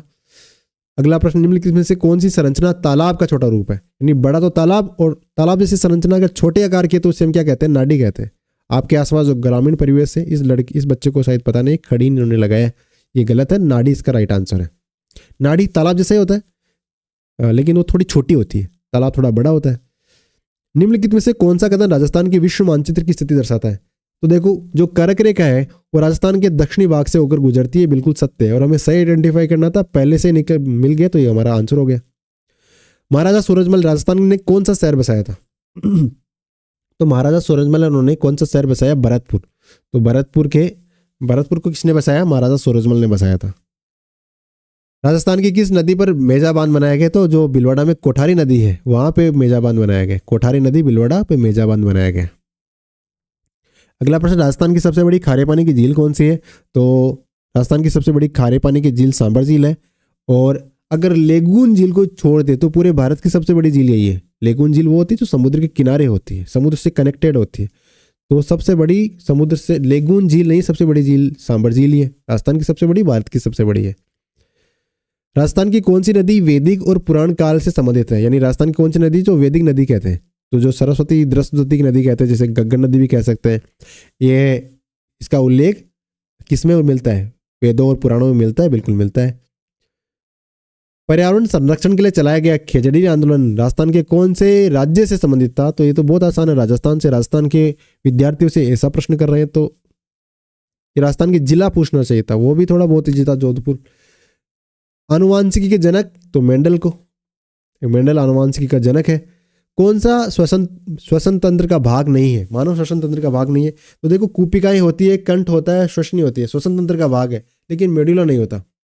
देखो, सांस लेने में मेडुला का भी योगदान है, लेकिन श्वसन तंत्र का भाग नहीं है। मेडुला कहाँ पाया जाता है? ये मानव के मस्तिष्क में होता है। जो कुछ काम ऐसे होते हैं जो ऑटोमेटिक होते हैं, जैसे आप प्रेशर करके सांस ना लो तो भी सांस आ रही है ना, खुद ब खुद ली जा रही है सांस, बिना आपके दिमाग पे प्रेशर डाले हुए, ऑटोमेटिक काम हो रहा है। कौन कर रहा है? ये मेडुला करवा रहा है। तो इस प्रकार के ऑटोमेटिक वर्क्स होते हैं, उनको परफॉर्म करने का काम कौन करता है? मेडुला। लेकिन ये श्वसन तंत्र का भाग नहीं है। हमें यही बताना था कि कौन सा है जो श्वसन तंत्र का भाग नहीं, तो इसका आंसर मेडुला हो जाता है। अगला प्रश्न है, केवलादेव राष्ट्रीय उद्यान के बारे में कौन सा कथन सत्य है? तो केवलादेव राष्ट्रीय उद्यान प्रतापगढ़ में नहीं, भरतपुर में ना। अनेक पक्षियों का वास है, बिल्कुल सत्य है। तेंदुआ लेपर्ड के लिए पक्षियों के लिए फेमस है ये तो। विशेष ऋतु में अनेक पक्षी आते हैं, साइबेरिया की सारस तक आते हैं, तो ये सत्य है। तो मतलब बी और डी सत्य, ए और सी असत्य है, तो बी और डी सत्य पूछा था ना हमसे, तो बी और डी हो जाएगा। ऑप्शन बी जिसने भी लगाया बी और डी लगाया उसका उत्तर बिल्कुल सत्य है, सही है। निम्नलिखित में से कौन सी मछली अलवणीय जल की मछली है? तो रोहू, कॉमन कॉपी और कतला, ये तो लवणीय सॉरी अलवणीय जल की मछली है, लेकिन ये हिल्सा है वो अलवणीय जल की है, अलवणीय जल की मछली नहीं है। तो कौन सी अलवणीय जल की मछली जो नहीं है? तो ये हिल्सा है, ये लवणीय जल की मछली है। ठीक है, तो इसका आंसर जिसने भी हिल्सा लगाया हो उसका राइट हो जाता है। निम्नलिखित में से कौन सा राज्य राजस्थान के साथ अपनी सीमा साझा नहीं करता? तो महाराष्ट्र नहीं करता। पहले देखो, महाराष्ट्र और गुजरात एक ही था, बंबई प्रांत के नाम से जानते थे, लेकिन बाद में महाराष्ट्र अलग बन गया, गुजरात अलग बन गया। तो गुजरात और राजस्थान से सीमा बोर्ड साझा करता है, लेकिन महाराष्ट्र नहीं करता। तो उत्तर क्या हो गया? Option A, Maharashtra. राजस्थान में 14 जनवरी मकर संक्रांति के दिन पतंग महोत्सव कौन से शहर में काफी फेमस है? तो जयपुर का फेमस है पतंग महोत्सव। जल शक्ति मंत्रालय ने जल शक्ति अभियान की शुरुआत वर्षा को पकड़ो जहां ये गिरे जब ये गिरे, यानी वर्षा को पकड़ लेना है, जहां भी गिरे कभी भी गिरे, लेकिन वर्षा को पकड़ना है। इसमें कौन कौन सी चीजें शामिल की गई है? वर्षा जल संरक्षण और जल संचयन करी गई है। पारंपरिक और अन्य जल निकायों टैंकों का नवीनीकरण किया गया है। बोरवेलों का पुनर्भरण मतलब रिफिल का सिस्टम होता है ना, वो भी इसमें शामिल है। वाटरशेड विकास ये है, गहन वृक्षारोपण भी इसमें शामिल है। तो मतलब सारे ही शामिल है, तो ये ऑप्शन सी हमारा आंसर राइट हो जाएगा। अगला प्रश्न है, भारत सरकार ने जो पैरालंपिक खेलों में रजत पदक पुरस्कार के लिए कितना पुरस्कार देंगे? पैरालंपिक खेलों में जो रजत जीतेगा उसको देंगे 50 लाख रुपए। कितने देंगे? 50 लाख भारत सरकार द्वारा पैरालंपिक विजेताओं को पुरस्कार राशि दी जाएगी। निम्नलिखित में से कौन सितंबर 2024 तक राजस्थान के मुख्यमंत्री नहीं रहे? देखो, ये प्रश्न बहुत अच्छे तरीके से बना है। बहुत बार क्या होता है कि राजस्थान के मुख्यमंत्री नहीं रहे, और जब प्रश्न ये मतलब एग्जाम में आता तब तक वो अगर मान लो बन जाते तो वो डाउटफुल हो जाता ना, तो इसलिए इन्होंने एकदम सही तरीके से प्रश्न फॉर्म किया है। अशोक गहलोत राजस्थान के मुख्यमंत्री रहे हैं, भजनलाल शर्मा जी है, भैरों सिंह शेखावत है, लेकिन सचिन पायलट मुख्यमंत्री नहीं बने हैं अभी। तो इसका आंसर हो जाएगा सचिन पायलट, ये उप मुख्यमंत्री जरूर बने। वह संशोधन अधिनियम जिसके तहत लोकसभा और विधानसभा में एंग्लो इंडियन के लिए सीटों का आरक्षण समाप्त कर दिया। एंग्लो इंडियन के लिए सीटों का आरक्षण समाप्त कर दिया गया 104वां संविधान संशोधन। और SC ST के लिए जो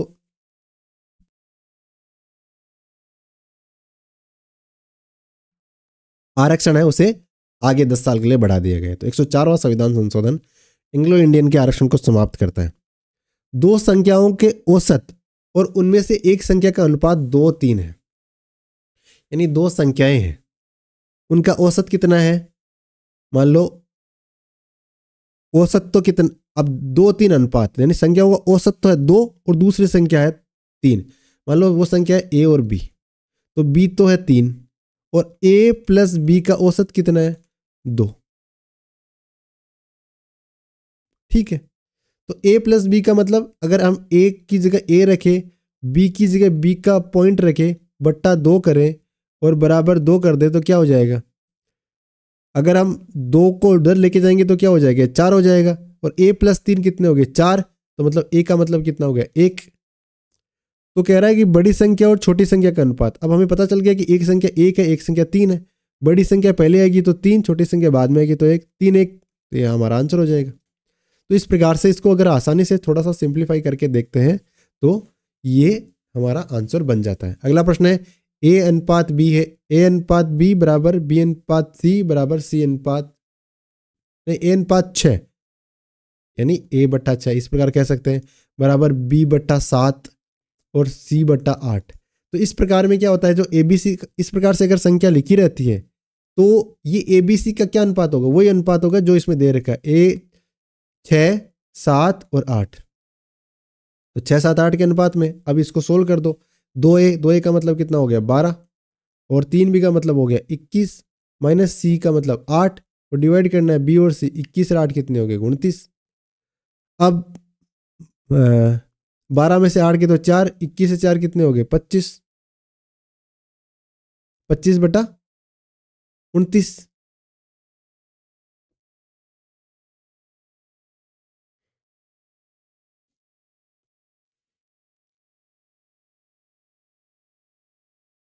सॉरी 2a मतलब ये हो गए 6 दूनी 12 और 3b 7 ती 21 माइनस c कितना है?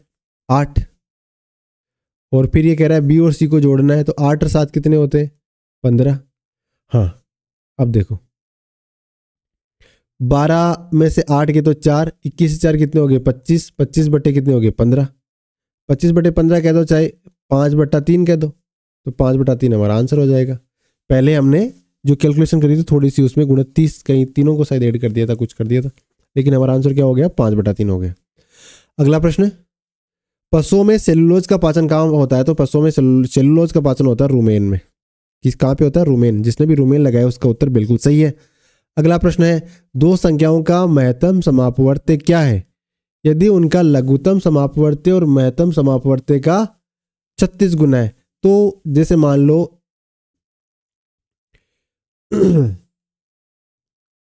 वो संख्या है x और y, तो हमें पता है x मतलब दो संख्या का गुणनफल कितना है। जैसे हम पता लेस है और मैस को मल्टीप्लाई करते हैं और इक्वल होता है किसका? उन दोनों संख्याओं का मल्टीप्लिकेशन। तो उनका संख्याओं का मल्टीप्लिकेशन तो कितना है? 2304 है वास्तविक रूप में।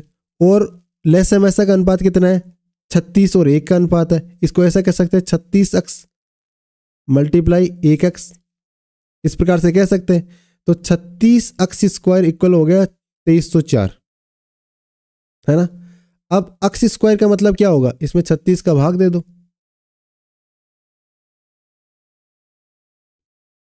36 का भाग देंगे तो कितना आएगा? 36 वैसे 36 108 36 4 104 36 5 180 36 4 216 216 बच के कितने? 14। 36 दूना 32 36 108 36 4 144 64। तो मतलब हो गया x स्क्वायर बराबर कितना हो गया? 64। x बराबर कितना हो गया? 8। तो इसका उत्तर क्या हो जाएगा? ऑप्शन ए 8 हमारा आंसर हो जाएगा। तो जिसने भी 8 लगाया उसका उत्तर बिल्कुल सही है।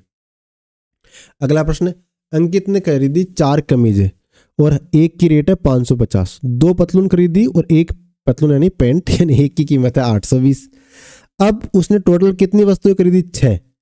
अब इन 6 वस्तुओं का औसत मूल्य क्या है? तो वही 4 को 550 से मल्टीप्लाई करना है, 2 को 820 से मल्टीप्लाई करना है, दोनों को जोड़ देना है और जो आएगा उसमें 6 का भाग दे देना है। तो देखो 550 को 4 से मल्टीप्लाई करते हैं तो कितना होगा? 2200 हो जाएगा। और 820 को 2 से मल्टीप्लाई करेंगे तो 1640 हो जाएगा। 2200 1600 3840 हो गया। 3840 में 6 का भाग देंगे, 6 6 36, 2 बच गए 6 24 640। तो इसका उत्तर 640 हो जाएगा। ऑप्शन बी हमारा राइट आंसर है। अगला प्रश्न है, गद्दी नाम के जो गडरिये होते हैं वो कहाँ पाए जाते हैं? तो गद्दी नाम के जो गडरिये हिमाचल में होते हैं। गद्दी यानी गद्दी एक जनजाति है, वो हिमाचल में पाई जाती है। कौन सा राजस्थान का पशुचारण समुदाय है इनमें से? तो रायका रेबारी कह सकते हैं, रायका रेबारी ये राजस्थान के पशुचारण है। देखो कि गद्दी हिमाचल के हैं, ये धनगर महाराष्ट्र के, गुज्जर बकरवाल ये शायद J&K के हैं। अगला प्रश्न है, ये आ गया ना अगला प्रश्न, यही रायका कहाँ के? तो रायका है राजस्थान के, सीधी सी बात है। धनगर कहाँ के? महाराष्ट्र के। गद्दी कहाँ के? हिमाचल के। और गुज्जर बकरवाल जम्मू कश्मीर के। तो आंसर क्या हो जाएगा? 2, 3, 4, 1 जिसने भी लगाया उसका उत्तर बिल्कुल सही है। अगला प्रश्न है, भारत में वन्यजीव संरक्षण अधिनियम कब बना? तो 1972 में लागू किया गया। अगला प्रश्न है, शरीर में कौन से भाग में हंसली पहनी जाती है? तो हंसली नाम का जो आभूषण है वो कहाँ पहना जाता है? गले में पहना जाता है। कहाँ पे? हंसली आभूषण गले में पहना जाता है। अगला प्रश्न, राजस्थान चित्रकला का प्रथम वैज्ञानिक वर्गीकरण तो आनंद कुमार स्वामी द्वारा किया गया था। इसका उत्तर ऑप्शन बी हो गया। अगला प्रश्न, बछावतों की हवेली कहाँ पे? तो अपने बीकानेर में बछावतों की हवेली है। ऑप्शन बी जिसने भी लगाया Bikaner, option D sorry Bikaner जिसने भी लगाया उसका उत्तर सही है। होली पर पुरुषों द्वारा कौन से गीत गाए जाते हैं? तो रशिया नाम के गीत होली पे गाए जाते हैं पुरुषों के द्वारा। ठीक है, याद रखना है, आगे आने वाले एग्जाम में दोबारा ये प्रश्न रिपीट होता तो एकदम सही करना है। राजस्थान का सबसे प्राचीनतम किला गंगा नदी के तट पे बसा हुआ है, भटनेर किला है। ऑप्शन डी उत्तर सही हो गया। ब्रह्म मंदिर राजस्थान में कहाँ पे? तो राजस्थान का एकमात्र ब्रह्मा मंदिर कहाँ पे? पुष्कर में है। अगला प्रश्न है, राजस्थान में किसे बहादुरी, आत्मसम्मान और बलिदान के प्रतीक के रूप में याद किया जाता है? तो अमर सिंह जी राठौड़ है, इनको याद किया जाता है। अगला प्रश्न है किसका है? मैथ्स का प्रश्न है, मंदी के कारण एक वर्ष में सिद्धांत का वेतन 16% घट गया। यानी सिद्धांत का वेतन पहले था 100, अब रह गया 16 घट के 84, और अगले साल बढ़ गया 25% बढ़ गया। अब 84 का 25% बढ़ेंगे तो 5/4 कर लो भले। तो 4 से कितने हो गए? 4 दूनी 8, 4 एकम 4, 21, 21.105। तो कह रहा है कि सिद्धांत के मूल वेतन में प्रतिशत परिवर्तन, मूल जो सिद्धांत के वेतन जो शुरुआती वेतन में कितना बढ़ा? तो पहले 100 था, 5 बढ़ गया, 100 पे 5 बढ़ा तो मतलब 5% बढ़ा। तो ऑप्शन डी हो गया। अगला प्रश्न है, किसी संख्या के 71% और 62% का अंतर 81 है। यानी 71% और 62% का अंतर, यानी उस संख्या का 9% का मतलब है 81। तो 1% का मतलब क्या होगा? 81/9, यानी 9 ने 81, 1% का मतलब 9 है। तो उस संख्या का 25%, यानी 1 का मतलब 9 तो 25 का मतलब 225। ऑप्शन डी हमारा राइट हो गया। किसी संख्या में 111 घटाने पर स्वयं की 63% रह जाती है। यानी 111 घटा दो उस संख्या में से तो अपने का 63% रह जाती है। तो 111 क्या है? 111 उस संख्या का 37% है, यानी उस संख्या का 1% क्या है? तो 111 में 37 का भाग दो तो मतलब 3 है। अब वो कह रहे हैं उस संख्या का 20% क्या है? तो 3 को 20 से 1 का मतलब है 3, तो 20 का मतलब है 60, तो 60 हमारा आंसर हो गया। अगला प्रश्न, निम्नलिखित में से कौन सी योजना राजस्थान की संपूर्ण आबादी को स्वास्थ्य बीमा कवरेज प्रदान करती है? तो मुख्यमंत्री चिरंजीवी स्वास्थ्य बीमा योजना। ऑप्शन सी हमारा राइट हो गया।